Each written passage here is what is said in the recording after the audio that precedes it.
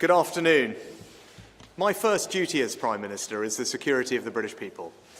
And fulfilling that profound responsibility is only possible because of you. Just 10 days ago, I gave the order for the RAF to join an international effort intercepting a barrage of Iranian missiles headed towards Israel. Those pilots, like you, like every generation of British servicemen and women before you, were willing to put their own safety over the line for the security of others and the defence of our liberties and our values. From your regiment's service in Iraq and Afghanistan to your current role here in Poland protecting NATO's eastern flank, you've made those sacrifices in the service of our country. I'm truly humbled by your courage and your professionalism. And on behalf of a proud and grateful nation, let me simply say thank you. But I haven't just brought you here together today to express my gratitude.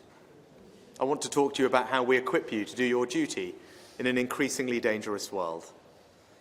We've entered a period in history in which competition between countries has sharpened profoundly. An axis of authoritarian states with different values to ours, like Russia, Iran, North Korea and China, are increasingly assertive.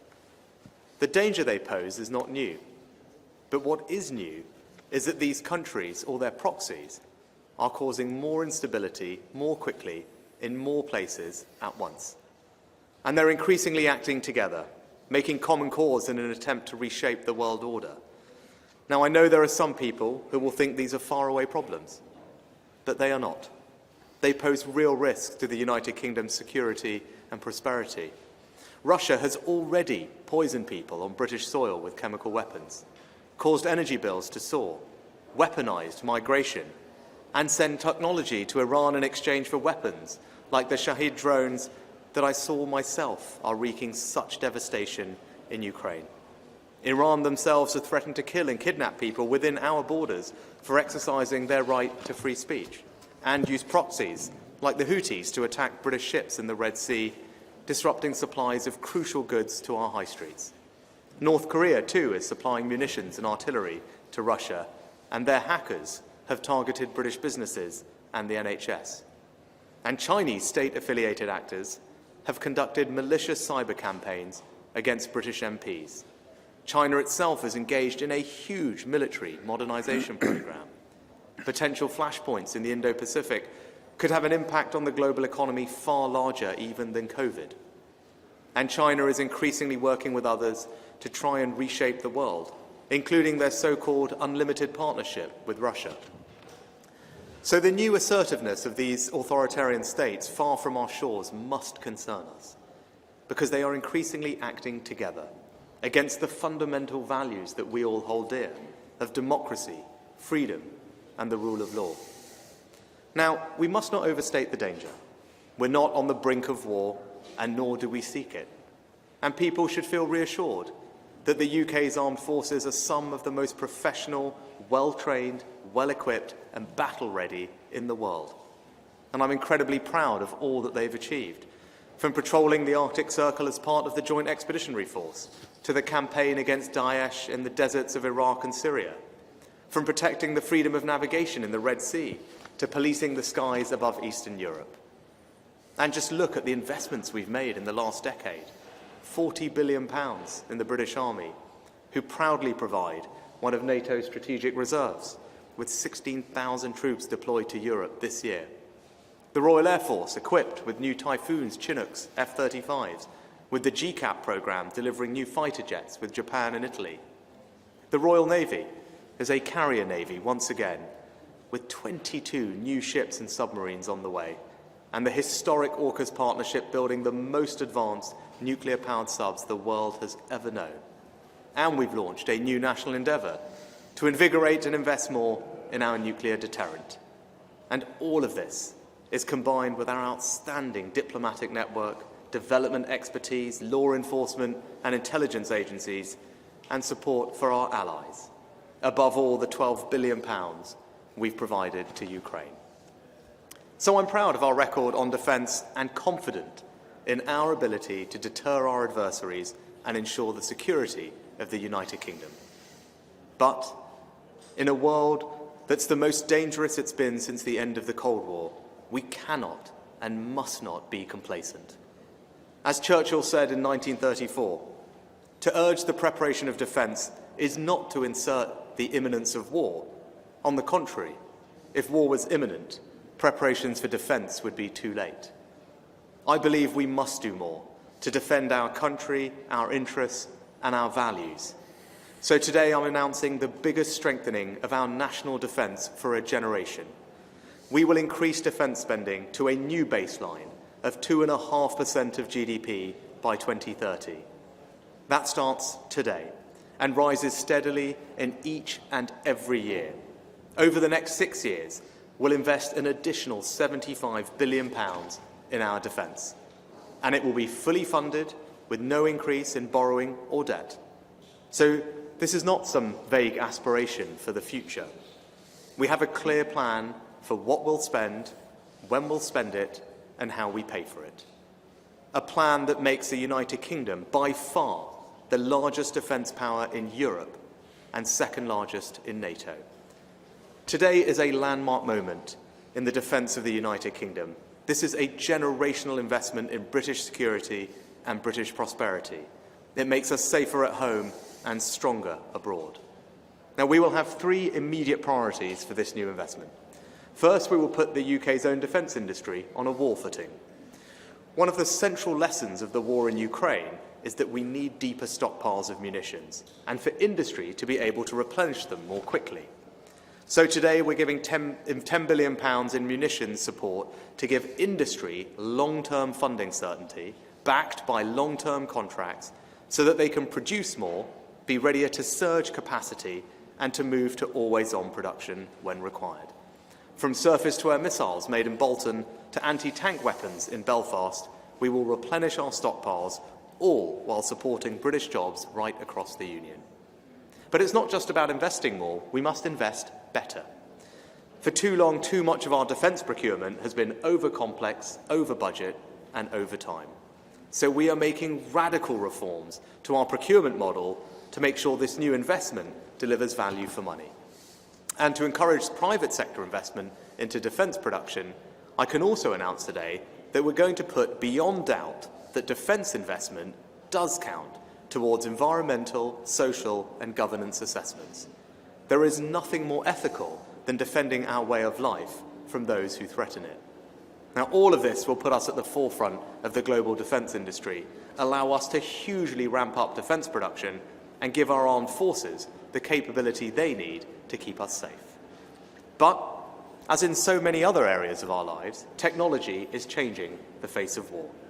So our second immediate priority is innovation and new technology. We need to innovate and adapt faster than our adversaries in space and cyberspace, just as much as land, sea, and air. Look at Ukraine. Now, many aspects of the war would be familiar to a soldier from World War I or II, yet others would be unimaginably different, like the fact that cheap, high-tech autonomous drones could disable large parts of Russia's Black Sea fleet. Now, the good news is that innovation is already one of our greatest strengths. The UK's own Dragonfire laser-directed energy weapon costs only £10 a shot, yet it's accurate enough to hit a £1 coin from a kilometre away. And today we're going further.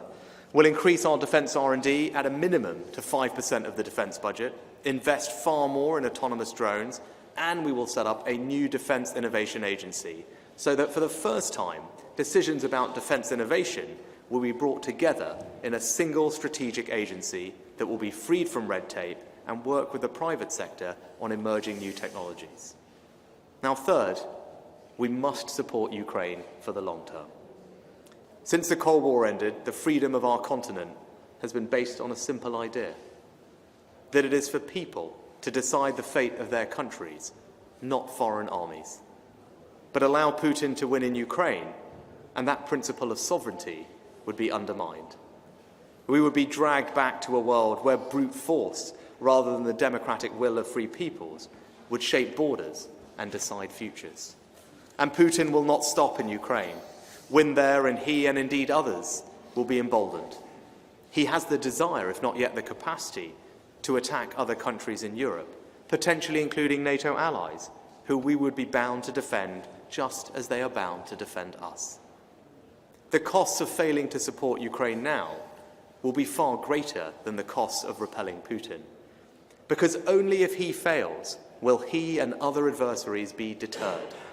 And that is why the United Kingdom, whose history of standing up to dictators is so much part of our national consciousness, has come together with our allies to stand with Ukraine from the very start.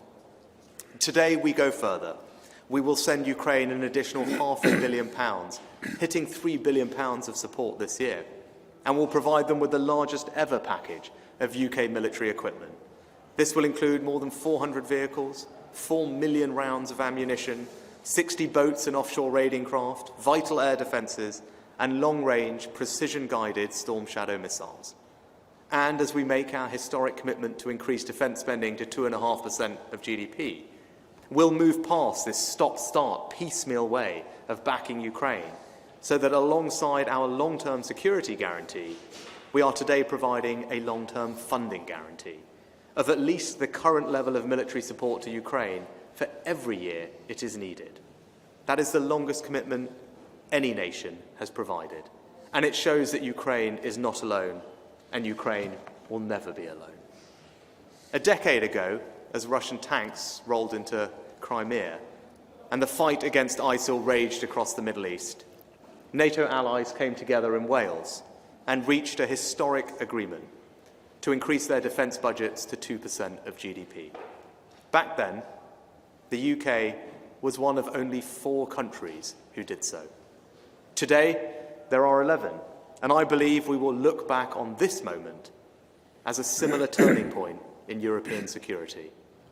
Because for all that we welcome the news over the weekend that the United States Congress agreed a new package of aid for Ukraine, support that will be indispensable on the front line, this is not the moment for complacency.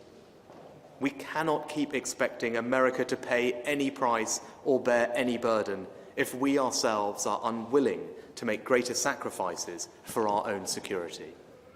So I'm proud that the United Kingdom is increasing our defence spending to £87 billion a year, the biggest strengthening of our national defence in a generation, guaranteeing our position as the second largest defence power in NATO after the US. All across Europe, countries like Poland, Germany, Norway, and the Baltic nations are stepping up to take greater responsibility for our own security. And I'm confident that whether in months or years, others will follow too. And at this turning point in European security, if 2.5% becomes a new benchmark for all NATO partners to reach, Allied defence spending would increase by over £140 billion. That would provide a level of safety and security for the British people and the people of all Allied nations that far outstrips anything we could achieve alone. To conclude, we did not choose this moment, but it falls to us to meet it. In a world of increasing threats, we must show our enemies that we are resolute and determined, that their attempts to destabilise our world or redraw its borders by force will fail, that with our friends and our allies, we will be at the forefront of the defence of the free democratic world. And under my leadership, the United Kingdom will always stand up for our interests, deter our enemies, and defend our values. Now it's my enormous pleasure to introduce Jens Stoltenberg, the NATO Secretary-General. Jens, thank you for joining us today. Over to you. Thanks so much, Prime Minister Sunak and Rishi. It's great to be here in Poland together with you today. The United Kingdom is a highly valued and staunch and essential NATO ally, contributing greatly to our shared security in so many different ways. You lead NATO forces in Estonia. British jets help guard the skies over our eastern flank. The Royal Navy helps keep critical sea lanes open. The United Kingdom is also at the centre of the exercise Steadfast Defender, currently underway and involving more than 16,000 British military personnel. And we are today here in Poland with British troops, a physical embodiment of your commitment to NATO. So thank you to all of you. Prime Minister, your announcement today confirms the vital role the UK plays in our alliance. The United Kingdom will spend 2.5% of GDP on defence by 2030. Allies agreed at our summit in Vilnius last year that 2% is a minimum. And once again, the UK is leading by example. Just as you did in 2014, after the illegal annexation of Crimea, when you were one of the first allies to provide training and military support to Ukraine. And after the full-scale invasion in 2022, you stepped up significantly, training thousands of Ukrainian soldiers and providing billions of pounds of military assistance. And today, your announcement of additional support, including more ammunition, air defence and deep precision strike capabilities, shows once again the British people's commitment to Ukraine. I welcome your cast iron commitment to continue these levels of support to Ukraine for as long as needed. In NATO, we are now addressing how to put our support for Ukraine on a more robust and predictable footing, including with a multi-year financial commitment. So, Prime Minister, your commitment sets us on the right direction. I also welcome that other allies are taking action, not least Poland, which provides key capabilities to Ukraine and hosts 1 million Ukrainian refugees. Over the weekend, the US House of Representatives approved a major aid package for Ukraine. This will enable the US to provide substantial additional support to Ukraine quickly. And last Friday, NATO defence ministers agreed to further bolster Ukraine's air defences. Germany's delivery of another Patriot system is imminent, and other allies made concrete commitments in that NATO meeting, with deliveries expected soon. Faced with the biggest conflict on the European continent since the Second World War, our decisions today will have consequences for generations to come. We must not falter. We live in a more dangerous world. Authoritarian powers are increasingly aligned. Russia is receiving support for its war of aggression from China, Iran and North Korea. This reminds us that security is not regional, security is global. And we must work with our like-minded partners around the world to preserve and protect transatlantic security. NATO is a defensive alliance.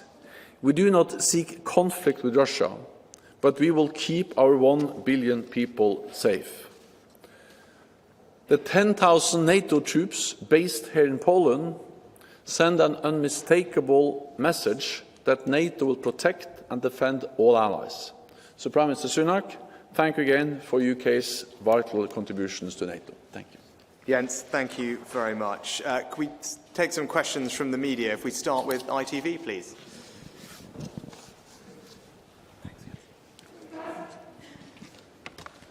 Prime Minister, ever since the Cold War ended, we've enjoyed what was known as the peace dividend that allowed more money to be spent on schools, welfare, hospitals. Are those days definitively over, and must those other areas take a hit as a result?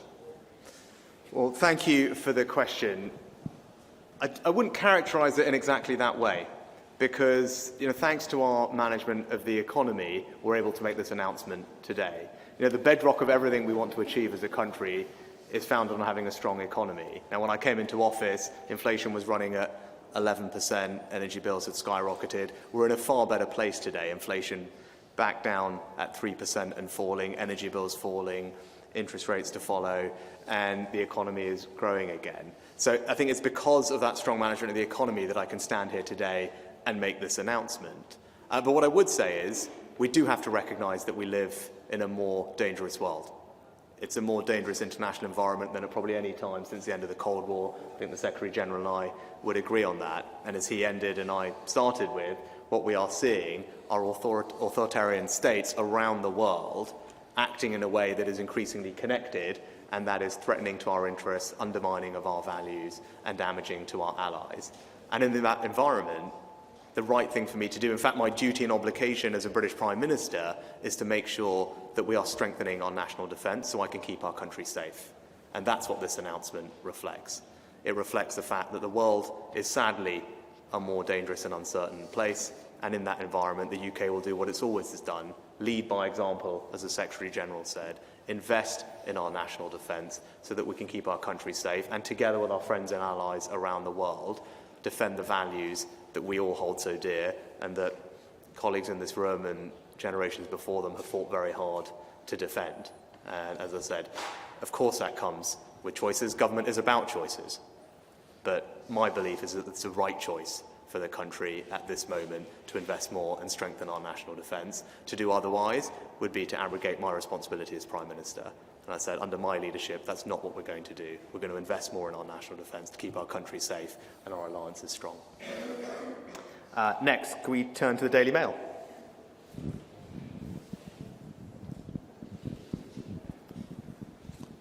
Thanks, PM. The sort of crisis in the Middle East has kind of taken the spotlight a little bit off Ukraine. You mentioned NATO's Article 5. Just to be clear, you're ready to take Britain to war if Russian troops set one boot in this country or any other NATO ally. Is that right? And Mr. Stoltenberg, can I ask you, you had a pretty bumpy time with Donald Trump last time round. What do you feel about working with him again?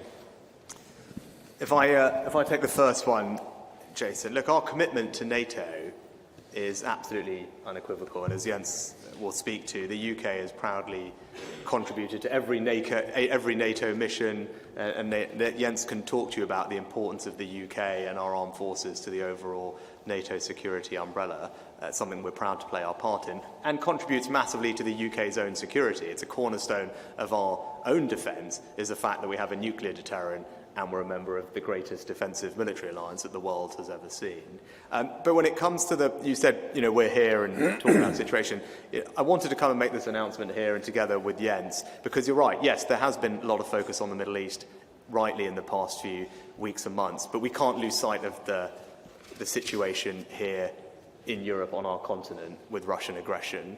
And I think that's why it's important for us to be able to make this announcement here. And we spoke with Donald earlier, and I'll be seeing him later today. Security is indivisible, and our job is to stand with our allies. And if Putin is not deterred here, then that will cost us far more at home down the line, whether it's with him or whether it's other adversaries around the world who are watching.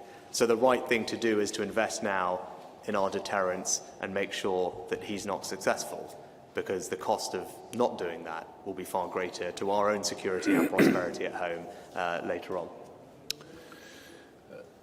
Before I answer the question, let me just express my deepest condolences to the loved ones of the Spanish corporal who died here in Poland during NATO's Sabre Strike exercise. I express my condolences to the Spanish government. I'm in touch with the Spanish authorities, and we owe him and all NATO's men and women in uniform our eternal gratitude. Then to the question. A strong NATO is good for Europe, but a strong NATO is also good for the United States. And I expect that regardless of the outcome of the elections in the US later this year, the US will remain a staunch and loyal ally, at least for 3 reasons. It is in the security of the interest of the United States to have NATO and to have more than 30 friends and allies. That makes also the United States stronger and safer. The United States is a big ally. They represent 25% of the world's GDP. But together with all NATO allies together, we represent 50%, twice as much of the world's GDP. And together we represent 50% of the world's military might. So NATO is making the US safer and stronger. it is in the interest of the United States to keep NATO, and therefore I believe they will remain a staunch and loyal ally. Second, it is broad bipartisan support for NATO in the United States, in the US Congress and in the US public, if you look at the results from the opinion polls. And thirdly, the criticism we have heard from the United States, not only from former Prime Minister Donald Trump, but also from others, former President Donald Trump, but also from others, is that it has not primarily been a criticism against NATO allies. It has been a criticism against NATO allies not spending enough on NATO. And that it's changing. When we made the defence investment pledge, the pledge to defence more, back at the NATO summit in Cardiff in Wales in 2014, only 3 allies spent 2% or more on defence. This year, I expect 2/3, 20 or perhaps even more allies to spend 2% of GDP on defence. And then you have allies like the United Kingdom, spending not 2% but 2.5%, committing to spend 2.5% of GDP, and by far the biggest defence investor among the European allies, and with clear margin the biggest defence budget in the alliance after the United States, and contributing in so many different ways to different NATO missions and operations. So I think that European allies, again, not least with the example of the United Kingdom, are demonstrating to the United States that we do this together, and the United States know that they have never been at war since the Second World War without allies, from the Korean War to the war in Afghanistan. So for these reasons, I am confident that yes, there may be discussions, there may be differences on some issues, but fundamentally the United States, Europe and North America will stand together also after the US elections. Excellent. Thank you, Jens. Can I go next to The Guardian?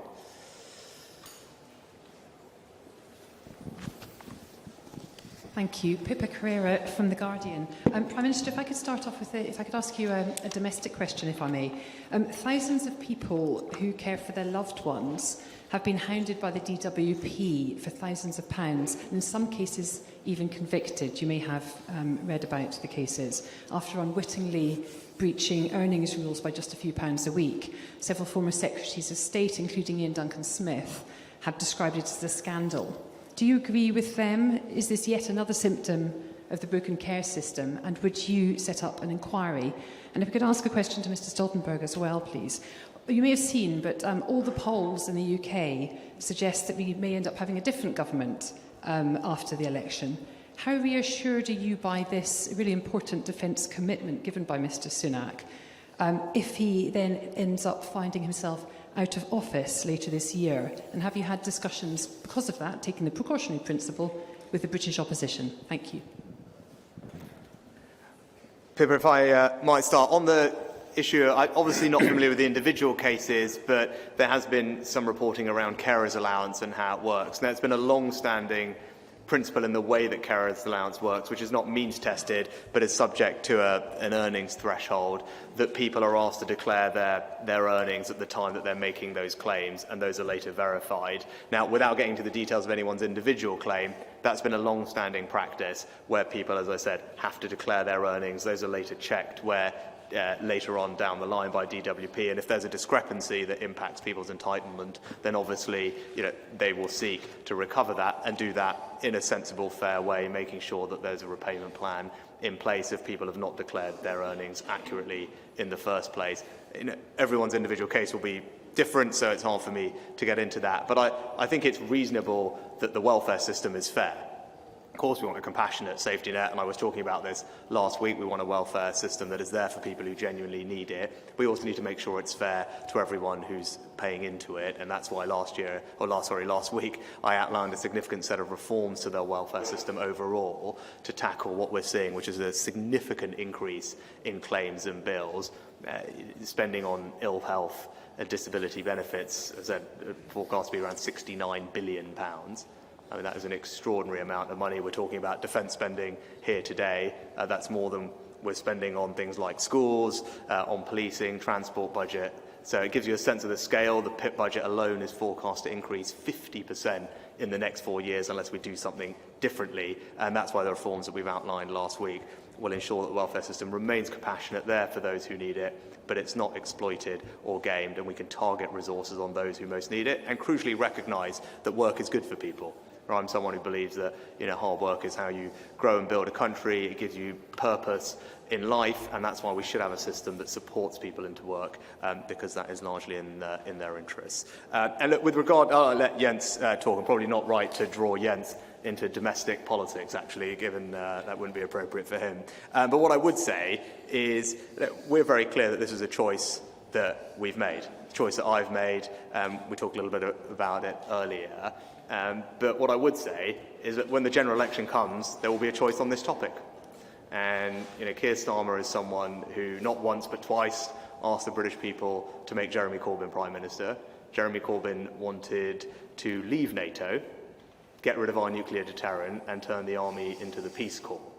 Right? And currently, as we speak, multiple members of the Labour senior team voted against Trident, voted against our nuclear deterrent, including the shadow leader, the shadow foreign secretary. Right, so that's the choice at the next election. I think this is the most dangerous time since the end of the Cold War, and in order to keep people at home safe, support our allies and alliances around the world, I think the right thing to do is to increase our defence spending. I'm proud that our party, as Jens said, back in 2014 was one of a few countries to make sure we met the NATO 2% commitment. And that wasn't easy, because if you remember, back in 2010, the Conservatives inherited a country where Labour had bankrupted the public finances, and in spite of that, we decided to prioritise defence spending, because that was the right thing to do. That was the right thing to do then. The right thing to do today is increase it to 2.5%. That's what you get with us. We're consistent about this, and people know where we stand. I think that choice will be very clear come the election. Next, if we go to the Telegraph.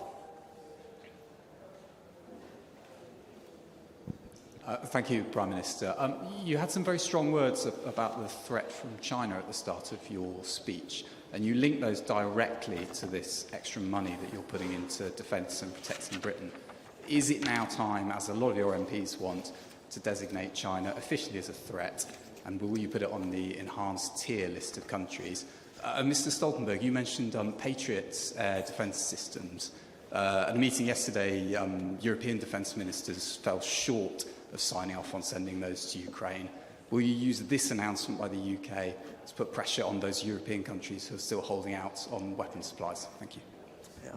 No, I think we've been consistently clear, I've been consistently clear, that China is a country with different values to ours. It's behaving in a way that is more authoritarian at home, more assertive overseas, and it's right that we protect ourselves against that. Now, I wouldn't reduce, complex foreign policy down to one word or phrase, but what I am confident about is that we're taking practical steps that keep us safe.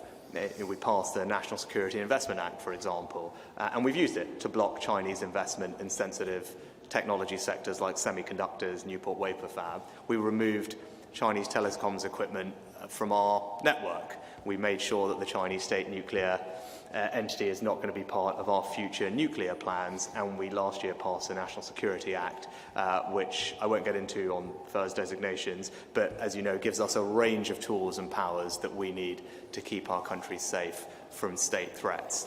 So look, that's been our consistent approach to China, robust and tough to protect ourselves, but of course, recognising the fact that China is an indisputable part of the global economy. So whether it's on things like AI, climate change, public health, it's important that we maintain a dialogue and find common ground. But at the same time, as I said, recognise and protect ourselves against the risks and threats that it poses. And as Jens alluded to in his remarks, and as did I, we are seeing an interconnectedness, and Jens can probably expand on that, between China and some of these other authoritarian states around the world, whether it's on sanctions evasion, the supply of arms or components, and it's probably worth Jens touching on that. And we have to recognise that. That's the world that we live in. Our integrated review absolutely anticipated that. It talked about the growing insecurity coming from state-based threats. It exactly recognise this, but they are happening at a quicker pace and in a more interconnected fashion. And as Jens said, our security is indivisible wherever it might be threatened around the world. So first on air defence, of course I welcome the announcement from the United Kingdom from Rishi here today for many reasons, but not least because it also makes it possible to deliver more air defence from the United Kingdom to Ukraine. That is urgently needed, and I welcome the announcement also for that reason. Then we are working in NATO actively with NATO allies to provide even more. And in particular, the different types of Patriot systems. We had a meeting on Friday, last Friday, NATO defense ministers, together with President Zelensky and Prime Minister Umarov, and allies agree that we need to do more. We have the German announcement of another Patriot battery.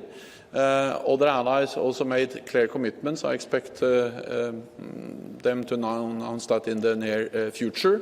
Then, of course, we also have the US decision in the US House of Representatives that will also enable more delivery of advanced air defense systems to Ukraine. And then we also have to remember that the F-16s, where allies now are training pilots and delivering F-16s, will also significantly strengthen the air defense of Ukraine.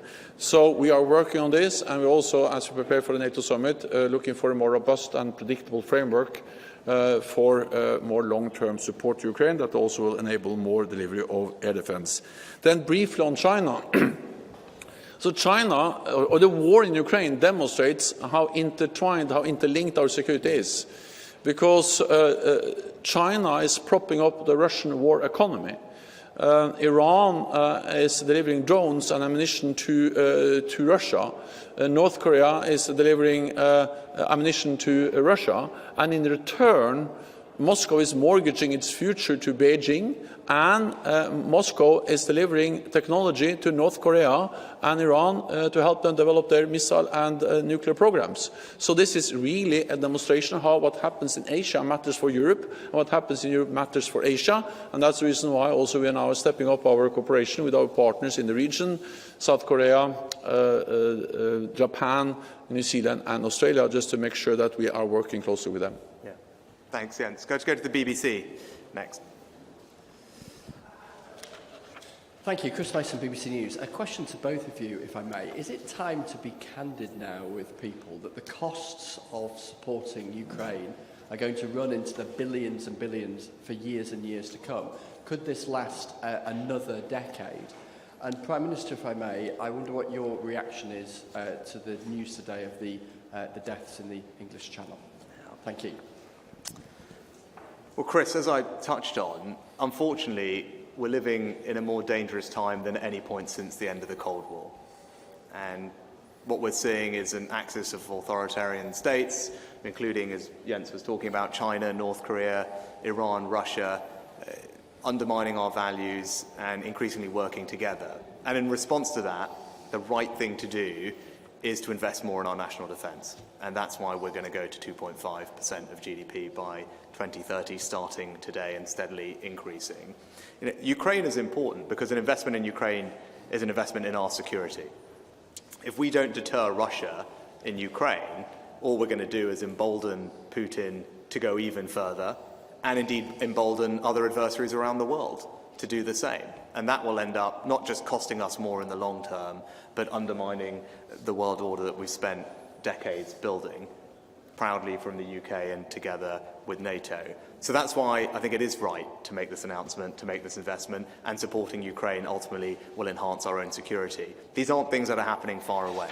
You know, what happened in Ukraine with Russia ended up meaning that everyone in the UK's energy bills spiraled, more than doubled. It would have quadrupled if it wasn't for government intervention. What's happening now in the Red Sea will impact shipping lanes and the cost of goods that end up in our high street shops. You know, these things have an impact on us here at home. And by making this investment, whether it's supporting our Ukrainian friends, whether it's in new technology or munitions, all of which contributes to future UK security and prosperity. That's why it's the right thing to do. And I wanted to be honest with people, though, about the environment we're in and the necessity of making this choice at this moment to meet it. As I said, we didn't choose this moment, but it falls to us to meet it. And I believe that today's decision means that we'll be well prepared for the future and we'll keep the country safe. And I'll let Jens come on to that that same point in a second, but to touch on your second question, incredibly sad to hear about the deaths in the Channel, and it just underscores how important it is that we stop these criminal gangs who are exploiting incredibly vulnerable people, making these illegal crossings across the Channel, and as we have heard today, many more perishing as they make those dangerous journeys. And that's why, as a matter of basic compassion, I want to stop the boats.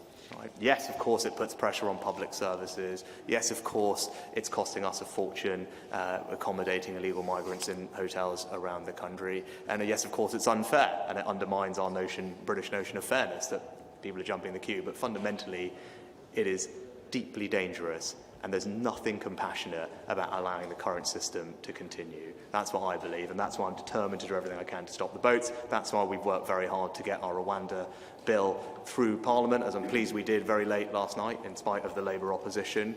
And once we get the deterrent up and running, this will help us stop the boats. People need to know that if they come to our country illegally, they won't be able to stay. We will be able to remove them. And when we can demonstrate that deterrent, we will see the numbers come down and, crucially, save people's lives in the process. And that is above and beyond all why I'm so determined to see this through.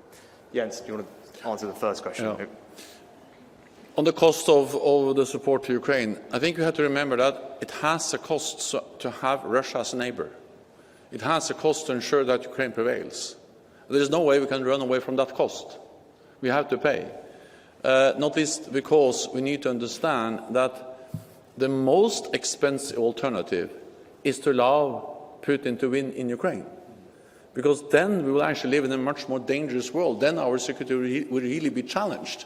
And then we have to invest significantly more in our defense compared to the support we now deliver to Ukraine. So the reality is that it has a cost to have an aggressive neighbor, and we have a very aggressive neighbor. There's no way you can run away from that cost. We can only invest now in Ukraine's security.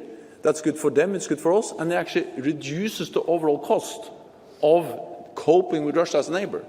If we allow Putin to win, then the cost will go up, not down. And second, we have to remember that even though we now, all allies, we are providing unprecedented, significant support to Ukraine, it's only a fraction of defense budgets.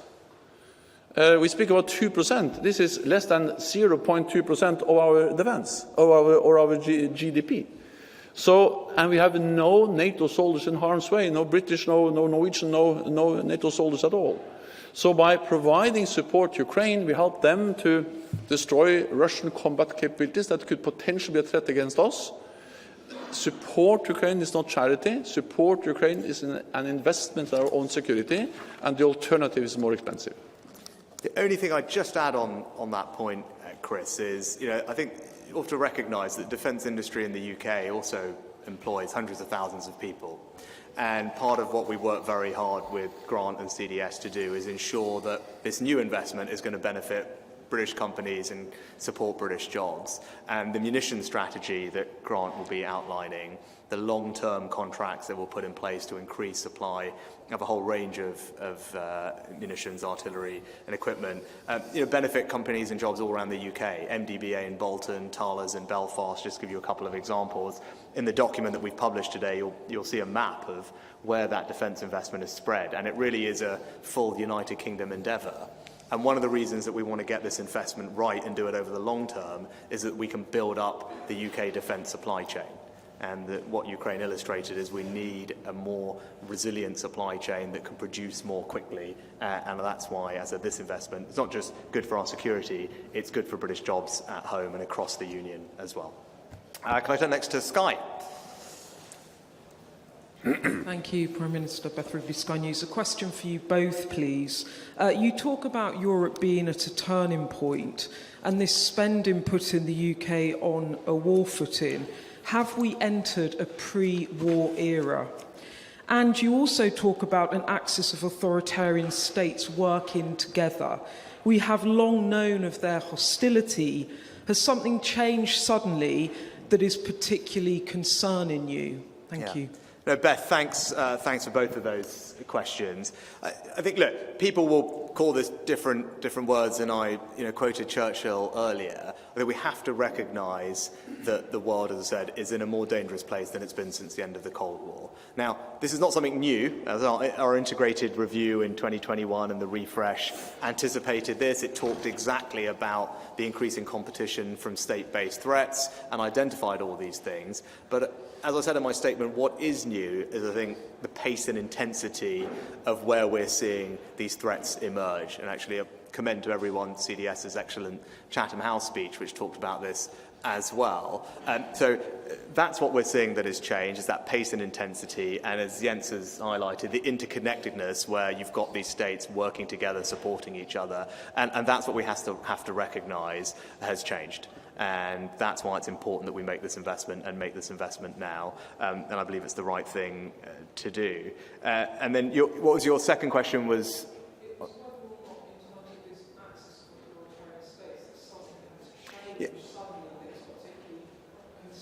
Yeah, I think that is the main thing. But the one thing I also would just point out, because we've been talking a lot about it, is that we should approach this question from a position of strength and confidence.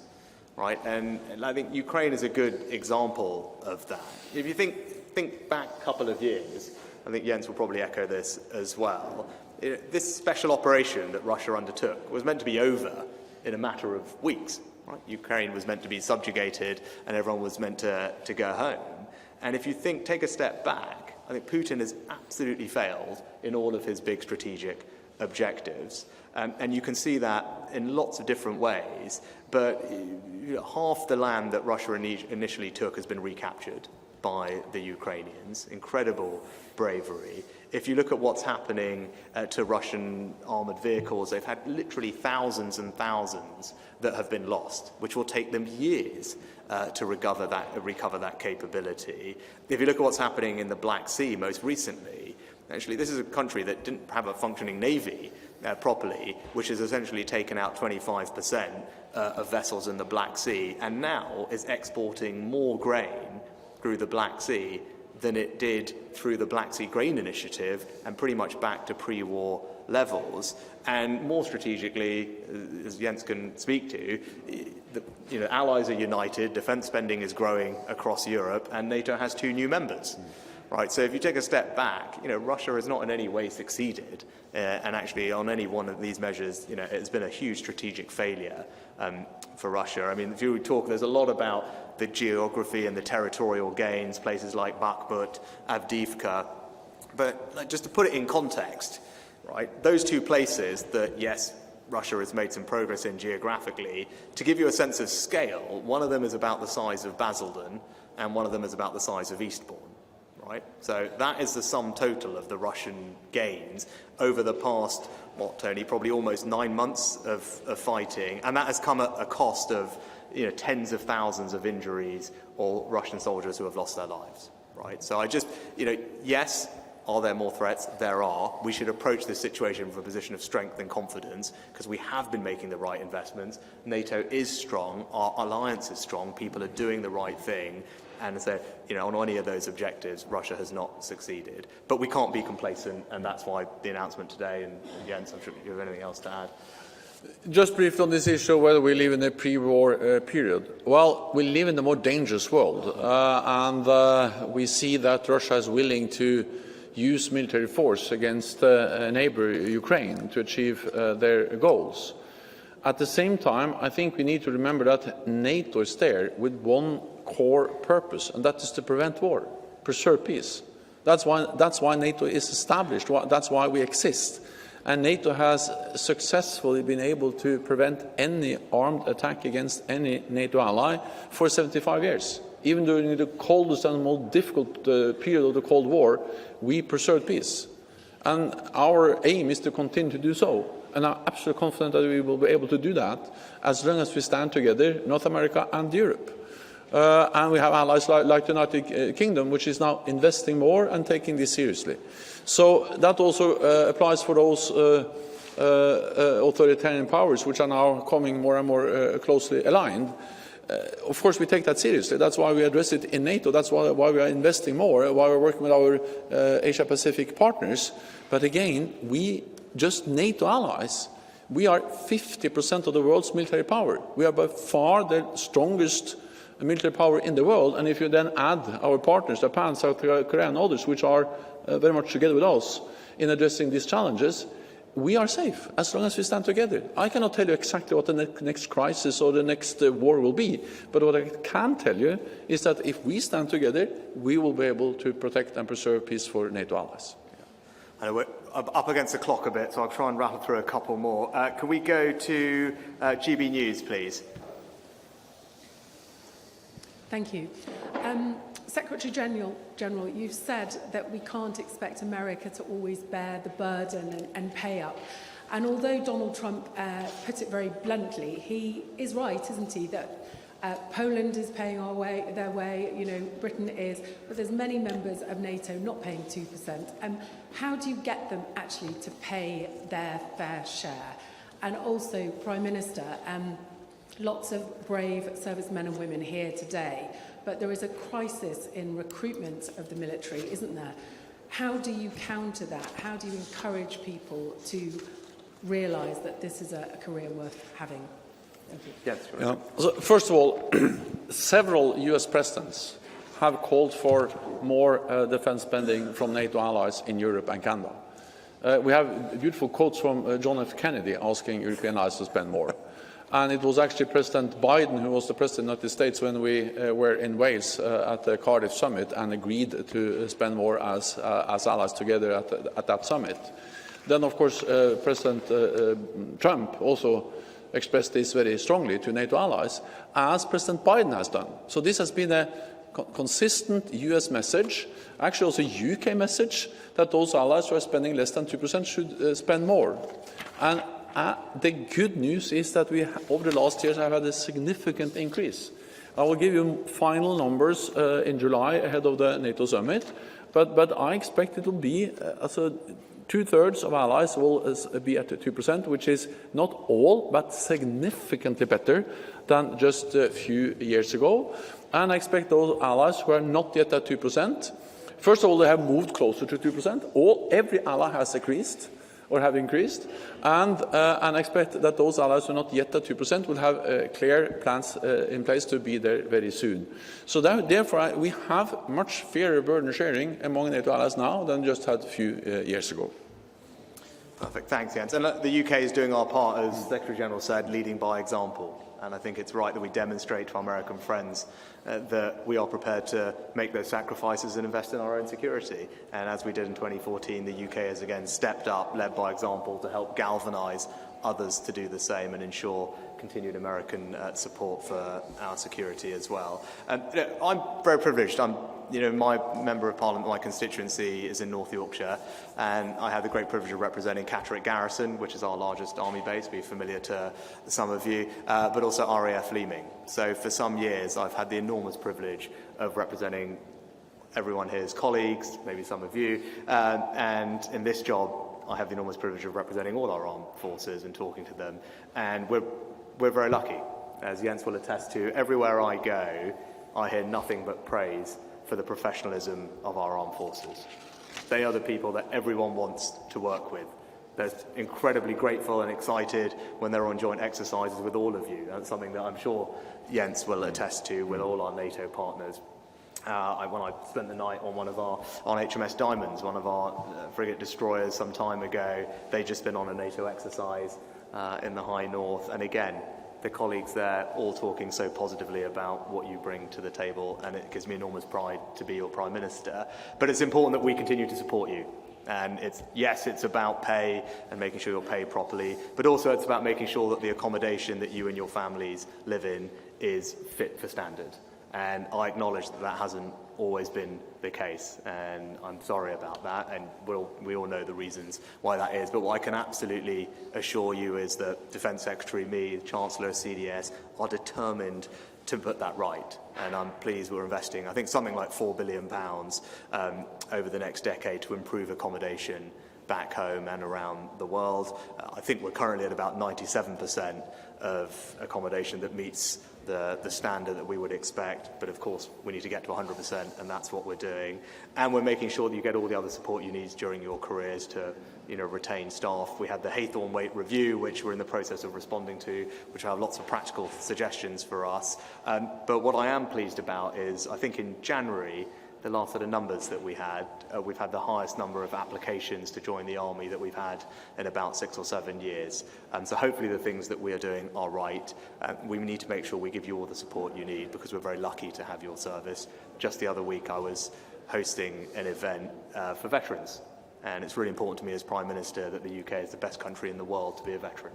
So it's not just supporting you while you're in service, it's supporting you when you leave as well. And one of the points I was making at that event is you're an enormous asset. Often when we talk about Veterans Affairs, we talk about the support that veterans need, whether it's with mental health, physical health, housing. And Johnny Mercer, the Veterans Minister, and I were there actually announcing a new programme on employment and making companies realise that the best business decision that they could make is to hire one of you when you leave the armed forces, because you bring an incredible amount of skills, of resilience, of experience to bear, and we need to make sure that that national asset is recognised by all our companies, and that we can support you into fantastic careers if you choose to leave the forces at some point as well. So, I care about this very personally. I said I've seen it firsthand being an MP for many years in a military area. It's an enormous privilege to be your Prime Minister, and I'm determined to make sure you guys get all the support that you need from us. Right, very briefly, and then we better wrap up. Can I go to the Sun quickly, and then Daria as well?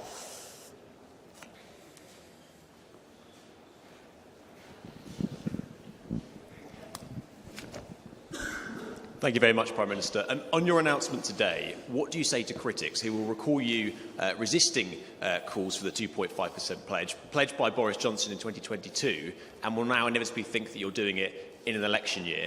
And to you and the Secretary-General, there have been reports today that Germany isn't happy with the level of defence spending by the UK. Is that a fair criticism from a country which until recently have been seeming to be slacking in its NATO commitments? I think, actually, I'm looking forward to seeing Olaf tomorrow, and I'm sure Jens would agree with me.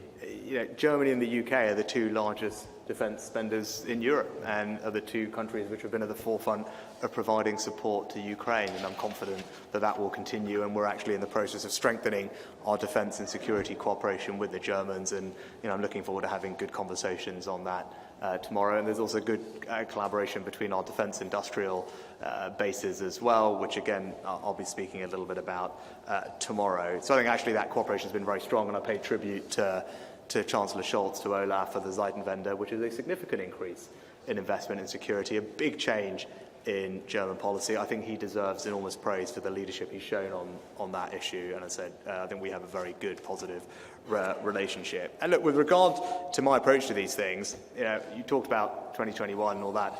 I was the Chancellor who oversaw the largest increase in the defence budget since the end of the Cold War, £24 billion. And at every budget fiscal event that we've had since I've been Prime Minister, we've continued to invest more in our defence, crucially in rebuilding stockpiles as we were going through the Ukraine war, but then crucially also strengthening our nuclear deterrence, investing more in that, not just on the armed forces side, but also in Barrow, to make sure that Barrow can handle all the growth that we need from it in the coming years and decades, but also building partnerships around the world, whether it's GCAP to build the next generation of our fighter jets, or AUKUS, which is a truly historic agreement between Australia, America and ourselves to build the most advanced nuclear-powered submarines that the world has ever seen. So look, that's my record on those things. And when it comes to Ukraine, as Jens will attest to, because he and I have worked together for the last year and a half, I have been at the forefront of making those decisions to get Ukraine more support. And that whether that's being the first country to do main battle tanks, the first country to say that we would train aircraft pilots, and crucially the first country to provide long-range weapons, Storm Shadow, which have been an enormous success in Ukraine. Again, it was me and it was the UK that made those decisions ahead of everyone else, working closely with Jens, and we've done that for the last year and a half. So this is something that I've always taken incredibly seriously, but this is the right moment to make this announcement for the reasons that I've outlined. Just to briefly add to that, the United Kingdom has been leading by example, both when it comes to defence spending within the alliance and when it comes to providing support to Ukraine. I welcome, of course, the significant announcement today of spending 2.5% of GDP on defence. That will make a difference. It will demonstrate the United Kingdom's leading role in the alliance, and it would add to the many capabilities you are already providing to our shared security, to our collective defence. And then I, of course, also welcome the fact that Germany has now also started to really step up and are spending, or Germany is spending 2% of GDP on defence this year. In totality, that makes a huge difference because, as Rishi said, the UK is the biggest European defence spender, and then Germany the second largest. So together, this is really big money that matters for the alliance. And then on Ukraine. First on main battle tanks, first on the precision strike, and actually first on training Ukrainian soldiers and first on training pilots. So this is a huge difference, and that's the reason also why the UK really is a staunch and highly valued NATO ally. Perfect. And lastly, if we just go to the Polish media, Daria El-Shahabi.